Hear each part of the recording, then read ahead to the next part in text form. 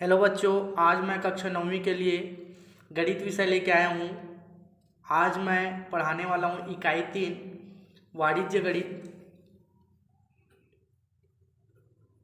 इकाई 3 वाणिज्य गणित। तो वाणिज्य गणित में मैं पढ़ाने वाला हूँ आप लोगों को राशियों की तुलना। राशियों की तुलना, ठीक है। तो राशियों की तुलना है क्या, पहले ये समझ लेते हैं कि राशियों की तुलना हम अनुपात, प्रतिशत आदि के आधार पे करते हैं। किसके आधार पे करते हैं? अनुपात और प्रतिशत के आधार पे। तो प्रतिशत और अनुपात जो शब्द बोला, इसको पहले समझेंगे। प्रतिशत का अर्थ होता है प्रति 100 से है। प्रतिशत का अर्थ होता है प्रति 100, ठीक, प्रति 100। और इसको कौन से चिन्ह से प्रकट करते हैं? ये अपना चिन्ह है, ठीक है। इस चिन्ह से अपने को प्रतिशत को क्या करते हैं? प्रदर्शित करते हैं। तो प्रतिशत का उपयोग किस में होगा? प्रतिशत का उपयोग बट्टा, बिक्री कर व ब्याज करने में ज्ञात किया जाता है।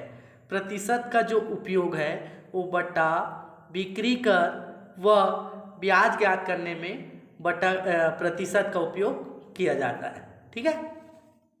अब बटा क्या है, इसको समझ लेते हैं कि बट्टा होता क्या है। जो अपना अंकित मूल्य होता है और अंकित मूल्य पर जो छूट मिलता है वही अपना क्या कहलाता है? बटा कहलाता है। अंकित मूल्य जैसे कोई वस्तु है, ठीक है ना। मान लो कोई वस्तु 10 रुपये उसका रेट है और 10 रुपये में मान लो 1 रुपये यदि छूट मिल रहा है तो वो उसका क्या कहलाएगा?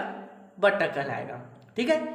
तो बटा का फार्मूला यदि हम देखते हैं तो बटा बराबर होता है अंकित मूल्य ऋण विक्रय मूल्य, ठीक है। जो उसका वास्तविक रेट था और वास्तविक रेट के बाद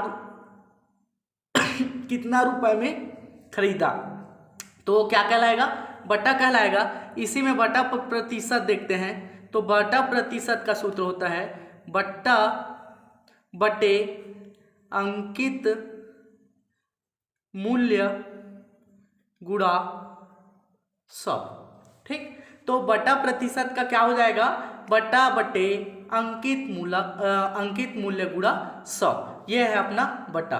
तो ध्यान देंगे इसमें से इससे रिलेटेड अब अपने को प्रश्नावली 7.1 पढ़ेंगे, ठीक है। तो प्रश्नावली 7.1 में चलते हैं। क्या है 7.1 में?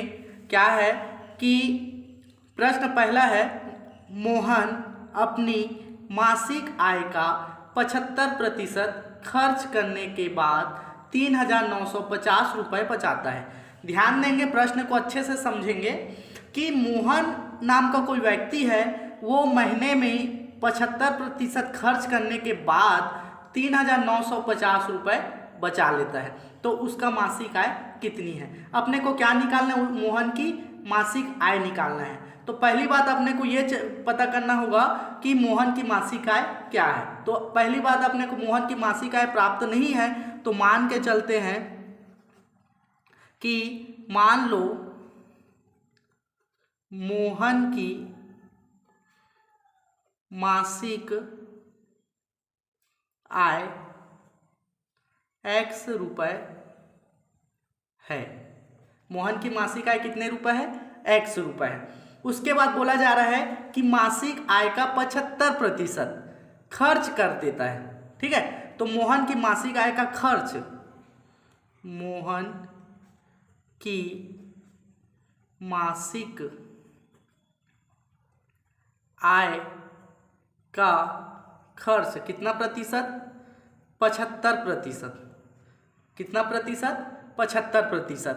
और 75% खर्च करने के बाद वो कितना बचा लेता है? 3,950 रुपये बचा लेता है। तो मोहन की बचत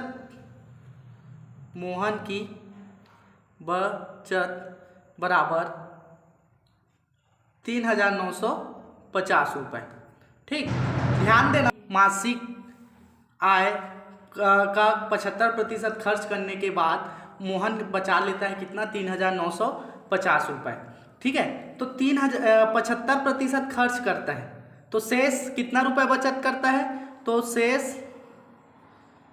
बचत बराबर 75%, मान लो 100 रुपये वो 100% में 75% क्या कर देता है, वो खर्च कर देता है, तो शेष बचत कितना होगा उसका, 25% होगा। अब ये 25% का ये 25% बचा लेता है। अब 25% बचाता है तो उसका जो मासिक इनकम है, मासिक आय है, वो 25% में कितना रुपए कितना रुपए बचत करता है। ठीक, तो उसका मासिक आय निकल जाएगा। ठीक, तो 25% हमेशा प्रतिशत में जो उसका मासिक आय है उसको क्या करते हैं, इंटू करेंगे मासिक आय, और कितना रुपए बचाता है, 3,950 रुपये क्या कर देता है, बचाता है। ठीक, 3,950 रुपये क्या कर लेता है, वो बचाता है। अब क्या करेंगे, मासिक आय को क्या माने थे हम लोग, x रुपये माने थे, तो मासिक आय बराबर x गुणा 25%। 25% को हम क्या लिख सकते हैं, 25/100 लिख सकते हैं, और ये हो गया 3,950 रुपये। अब कटा दो, 25 से कम 25 और 25 चौक 100, तो क्या हुआ, x गुणा 1/4 बराबर 3,900 क्या प्राप्त हुआ, x गुणा 1/4 बराबर 3,950 रुपये। अब क्या करेंगे, 1/4 को 3,950 की ओर पक्षांतर कर देता हूं मैं, तो x का मान निकल जाएगा, तो 3,950 गुणा 4 गुणा कर देते हैं, 4 शून्य शून्य, 4 पंचे 20, 20 की शून्य, हासिलाई 2, 4 तिया 12, 12 देखो 4 शून्य शून्य शून्य, और 4 पंचे 20, 20 की शून्य, हासिलाई 2, 9 चौक 36, 36 और 2 38, 38 की 8, हासिलाई 3, 4 तिया 12, 12 और 3 15, मतलब 15,800 रुपये वो क्या करता है, उसका मासिक इनकम प्राप्त होता है। ठीक है, 75% खर्च करने के बाद 75% खर्च करने के बाद उसका जो 25% इनकम है वो कितना रुपए बन रहा है, बचेगा 15,800 रुपये।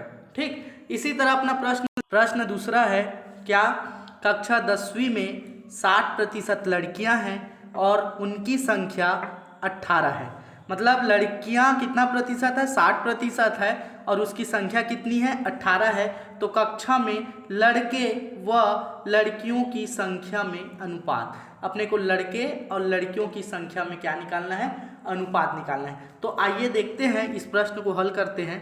पहली बात जो दिया है उसको नोट कर लेते हैं, क्या दिया है, दिया है लड़कियों का प्रतिशत, लड़कियों की प्रतिशत कितना, 60%, और लड़कियों की संख्या, उनकी संख्या, तो किसकी संख्या, लड़कियों की ना, तो लड़कियों की संख्या, तो संख्या कितना दिया है, 18 दिया है।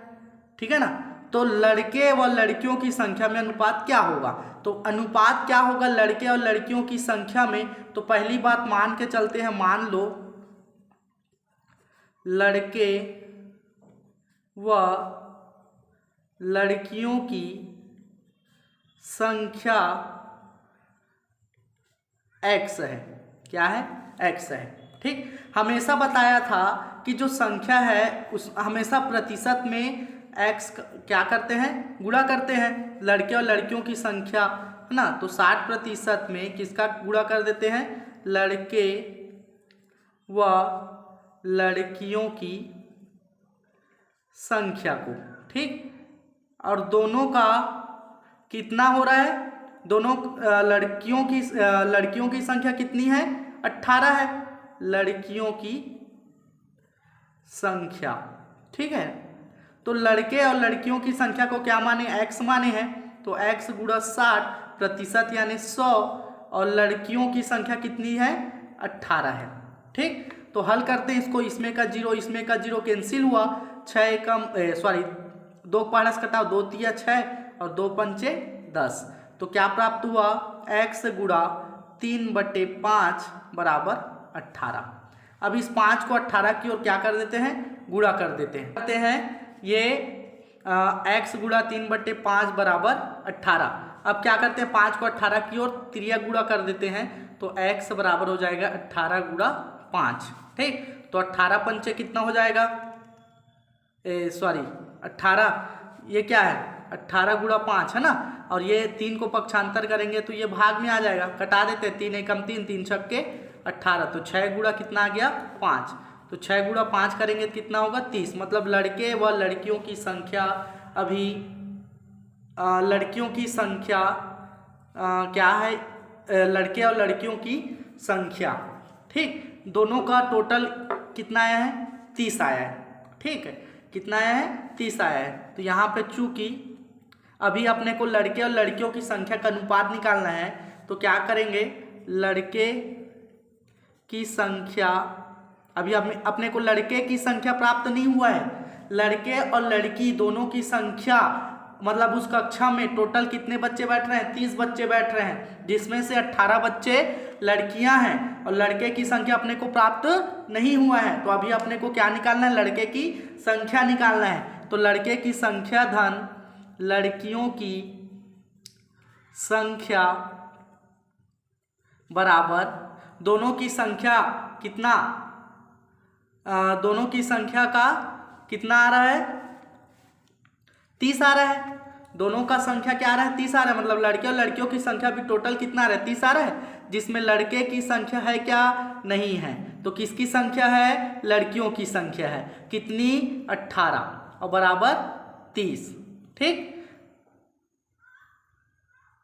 1 मिनट, लड़के और लड़कियों की संख्या, ठीक है ना, प्रश्न क्या बोला गया, तो लड़के और लड़कियों की संख्या, ठीक है, ये प्राप्त हुआ। अब क्या करते हैं, लड़के की संख्या को ज्यों का त्यों रखते हैं और जो 18 है उसको 30 की ओर पक्षांतर करते हैं, तो 30 ऋण क्या हो जाएगा 18 होगा। तब अपना क्या निकल जाएगा, लड़के की संख्या, 30 में 18 कम करो कितना होगा, 10 में से 8 जाएगा तो कितना बचेगा 2, और 3 में से 2 जाएगा तो 1, मतलब लड़के की संख्या क्या प्राप्त हो गया 12, और ऑलरेडी लड़कियों की संख्या कितनी थी 18 थी। अब यहाँ पे हमें लड़के की संख्या भी मालूम हो गया और लड़कियों की संख्या ऑलरेडी प्रश्न में दिया गया था। अब दोनों का अपने को क्या निकाल लेते हैं, अनुपात निकाल लेते हैं। तो लिखेंगे अतः लड़के, प्रश्न में क्या बोला है, जिसको पहले बोला है उसको पहले लेंगे, क्या बोला है, लड़के व लड़कियों की संख्या का अनुपात बराबर लड़कों की संख्या अनुपात लड़कियों की संख्या, ऐसे लिखेंगे प्रश्न के अकॉर्डिंग, ठीक है ना। तो लड़कों की संख्या कितनी है 12 है और लड़कियों की संख्या कितनी थी प्रश्न में 18, तो दोनों को हल कर लेते हैं। तो 12/18 अनुपात यानी बटा भी होगा, 6 पारस कटा दो, 6 दूनी 12 और 6 तिया 18, इसी को लिख देंगे 2:3। तो जो 2:3 आया वही 10वीं में लड़के और लड़कियों की अनुपात होगी। ये था अपना प्रश्न नंबर 2। इसके बाद चलेंगे प्रश्न नंबर 3। ध्यान देंगे, प्रश्न 3 पे चलते हैं। तो प्रश्न 3 है, 950 रुपये अंकित मूल्य वाली वस्तु 760 रुपये में बेची जाती है। देखो प्रश्न पहले क्या बताया था मैं, अंकित मूल्य और बटा के बारे में बताया था, उससे से रिलेटेड प्रश्न आ गया ना। तो 950 रुपये अंकित मूल्य वाली वस्तु 760 रुपये में बेची जाती है। मतलब कोई वस्तु है जिसको उसका अंकित मूल्य बताया गया था 950, लेकिन बाद में उसको कितना में बेचा गया 760 रुपये में बेचा गया। तो बटा और बटा प्रतिशत निकालना है। तो बटा का फार्मूला आप लोग को बताया था और बटा प्रतिशत का भी फार्मूला बताया था, उसी के अकॉर्डिंग इस प्रश्न को हम क्या करेंगे, हल करेंगे। तो हल दिया है उसको नोट कर लेते हैं। दिया है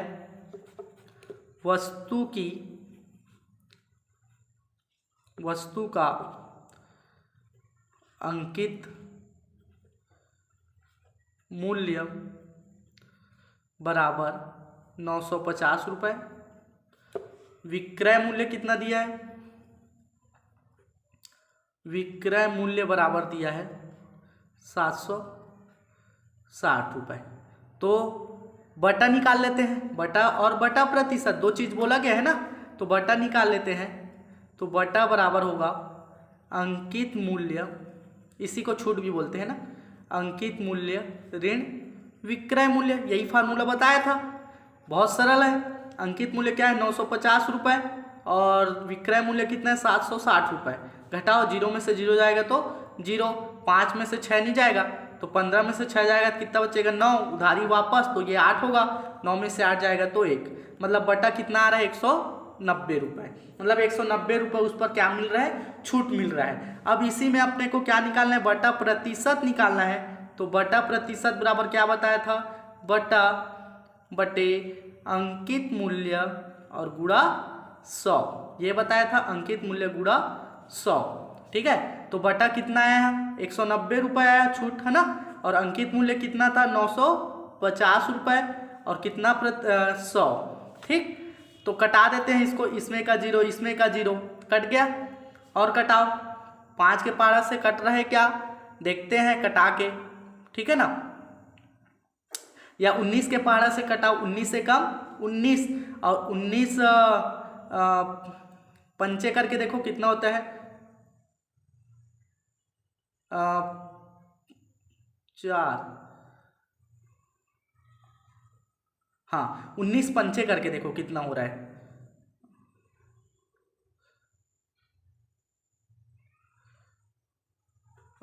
19 से कम 19 पंचे कितना होगा 95 होना चाहिए। 19 से कम 19 गुणा 5 करके देख लो ना, 5 या 45 की 5 हासिल है 4, 5 एकम 5 चौ 5 4 9 95, 19 चौ, तो ये कितना है 1/4 गुणा 100, 100 का पारस कटा दो कितना होगा, सॉरी 19 पंचे हुआ ना, सॉरी 19 पंचे हुआ, 19 पंचे 95, कटाओ इसको, 5 एकम 5, 5 दूनी 10 और ये 0, तो कितना आ गया बटा प्रतिशत 20%, है ना। तो वस्तु का बट्टा कितना आया 190 रुपये और उसका बटा प्रतिशत कितना है 20%। ठीक, ये था अपना क्या प्रश्न तीसरा था। अब इसके बाद चलते हैं प्रश्न नंबर चौथा, जो पेपर में पूछा गया है बार बार कि ललिता ने एक माइक्रोवेव ओवन 12% वैट सहित 9016 में खरीदा, वैट को जोड़ने से पहले मूल्य ज्ञात करना है। प्रश्न चौथा, तो प्रश्न चौथा क्या है, ललिता ने एक माइक्रोवेव ओवन 12% वैट सहित 9016 रुपये में खरीदा, वेट को जोड़ने से पहले का मूल्य निकालना है। मतलब वेट उस माइक्रोवेव का ओवन का क्या था ये अपने को निकालना है। तो मान के चलो उस माइक्रोवेव ओवन का वेट मूल्य ज्ञात करना है। तो मान के चलते हैं उसका मूल्य को x रुपये मान के चलते हैं, ठीक है, तो या 100 रुपये भी मान के चलते हैं। वेट का प्रतिशत जो दिया उसको पहले लिख लेते हैं, दिया है क्या, वेट माइक्रोवेव ओवन का वेट कितना है 12% है। ठीक, कितना रुपए में खरीदा, खरीदना को क्या बोलते हैं, क्रय मूल्य बोलते हैं। तो माइक्रोवेव ओवन का क्रय मूल्य बराबर 9016 रुपये है। ठीक, उसका मूल्य मानना है, ठीक है ना। तो मान के चलो उसको 100 रुपये में जैसे खरीद रहे हैं, ठीक है, तो मान के चलो, मान लो माइक्रोवेव ओवन का वास्तविक मूल्य 100 रुपये है, रियल रेट। ठीक, तो क्रय मूल्य बराबर क्या हो जाएगा, क्रय मूल्य मतलब खरीदना, है ना। तो क्रय मूल्य बराबर वास्तविक मूल्य धन वेट। तो वास्तविक मूल्य कितना माने 100 रुपये माने हैं और उसका वेट कितना 12, तो कितना हो जाएगा ये 112। तो उसका क्रय मूल्य कितना आ गया 112 रुपये आया। जबकि 112 रुपये माइक्रोवेव ओवन का क्रय मूल्य है, तो वास्तविक मूल्य क्या था 100 रुपये मान के चले थे, तो वास्तविक मूल्य 100 रुपये है। तो 1 रुपये का बात करते हैं, 1 रुपये का है ना, तो ये होगा 100/112। तो अतः चूंकि 9016 रुपये का बात करते हैं, तो 100/112 112 गुणा 9016 कटा दो जो कट रहा है उसको। तो कटाएंगे तो क्या मिलेगा, 2 के पारस कटाओ, इसको 2 पंचे 10, 2 शून्य 0, इसको भी कटाओ 2 पंचे 10 और 2 शून्य 2 पंचे 10 और 2 पारस कटा रहा हूँ ना मैं, इसको 2 पंचे 10 और बचा कितना 1 और 2 छक्के 12। ठीक, फिर इसको कटाओ 2 पारस से 2 दूनी 4 और 1 5, 2 पंचे 10, इसको भी कटा दो 2 दूनी 4 और 1 5, 2 अट्ठे 16। ठीक, और कटाओ किसके पारस कटाएंगे 28 के पारस कटाओ, तो 28 के पारस कटेगा क्या, 2 के पारस कटाओ, 2 एकम 2, 2 चौक 8, 2 चौक 8 और 1 9, 2 पंचे 10 और 2 शून्य 0 और 2 अट्ठे 16, फिर 2 सत्ते 14, 2 दूनी 4 और 2 दूनी 4, 2 पंचे 10 और 2 चौक 8, 7 के पारस कटाओ, 7 या 21, बचा 1, 7 दूनी 14, 7 दूनी 14, तो कितना आया, कितना आ गया 25 गुणा 322। ठीक, गुणा करो 25 दूनी 50, उल्टा गुणा करो ना, 25 दूनी 50 की 0 80 लाई 5, 25 दूनी 50 5 55, 55 की 5 80 लाई 5, 25 तिया 75, 75 और 5 80। ठीक, तो कितना आ गया उसका वास्तविक मूल्य ओवन का 8050 रुपये होगा। ये था अपना प्रश्न नंबर कौन सा, चौथा था। इसके बाद हम पढ़ने वाले प्रश्न नंबर 5। आइए चलते हैं प्रश्न नंबर 5, प्रश्न नंबर 6 एक जैसा प्रश्न है। प्रश्न नंबर 7 थोड़ा अलग है, इसको मैं आज हल कराता हूँ। प्रश्न नंबर 7 है, 2 टोकरी है, पहली टोकरी में 8 आम है, 4 तरबूज है, दूसरी टोकरी में 14 आम है और 7 तरबूज है। तो दोनों टोकरी में फलों का अनुपात समान है या असमान, ये अपने को निकालना है कि जो 2 टोकरी है तो दोनों टोकरी और पहली टोकरी और दूसरी टोकरी के दोनों के फलों का अनुपात समान है या असमान, ये अपने को बताना है। तो आइए हल करते हैं। हल दिया है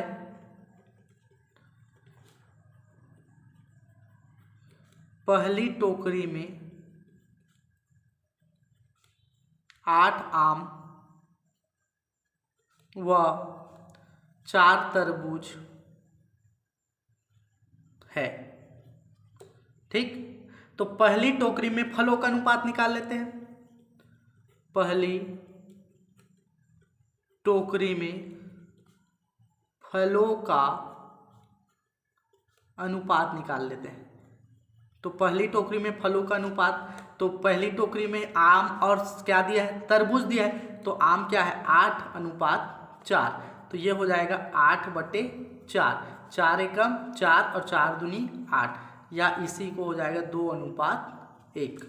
ठीक, अब दूसरी टोकरी में कितना है, 14 आम है और 7 तरबूज है, तो दूसरी टोकरी का अनुपात निकाल लेते हैं। दूसरी टोकरी में फलों का अनुपात निकाल लेते हैं। तो दूसरी टोकरी में कितना है, 14 आम है और 7 तरबूज है, तो ये कितना होगा 14/7, 7 एकम 7 और 7 दूनी 14, ये भी क्या है 2:1 है। मतलब दोनों टोकरी का जो फलों का अनुपात है वो क्या आ रहा है, बराबर आ रहा है। तो हम लिख सकते हैं अतः क्या दोनों टोकरी में फलों का अनुपात क्या है, समान है। ये उत्तर बहुत सरल है, पेपर में पूछा जा सकता है। इसके बाद है प्रश्न नंबर 8वां, निम्न वस्तुओं को खरीदने पर यदि 5% बिक्री कर जुड़ता है तो प्रत्येक का विक्रय मूल्य निकालना है। विक्रय मूल्य बराबर वास्तविक मूल्य और बिक्री कर, ये निकल जाएगा। दूसरा है क्या बोला गया है, 200 रुपये वाली शर्ट बोला गया है, तो 200 रुपये वाली शर्ट का निकाल लेंगे। फिर 30 रुपये प्रति किलोग्राम की दर से 5 किलोग्राम शक्कर का निकाल लेंगे। ये सब प्रश्न सेम तीसरा के जैसे है, चौथा के जैसे बना लेंगे। इसके बाद है प्रश्न 9वां। देखो प्रश्न 9वां क्या है, सरिता ने एक कूलर 15% कर सहित 5,750 रुपये में खरीदा और कर के जुड़ने को से पहले कूलर का मूल्य ज्ञात करना है। तो ये कूलर का मूल्य ज्ञात करना है, तो पहले उसके जैसे प्रश्न है जो बताया था मैं प्रश्न, है ना। प्रश्न 10वां भी वही है, ठीक, क्या कि सूरज ने एक टेलीविज़न 8% वैट वाला, ठीक, वास्तविक मूल्य के साथ उसको जोड़ लेंगे। अब इसके बाद मैं पढ़ाने वाला हूँ प्रश्नावली 7.2। तो प्रश्नावली 7.2 को पढ़ने से पहले अपने को पढ़ना पड़ेगा क्या, चक्रवृद्धि ब्याज क्या होता है, मिश्र धन क्या होता है, ठीक है। तो इसको अपने को नेक्स्ट क्लास में पढ़ाएंगे। धन्यवाद।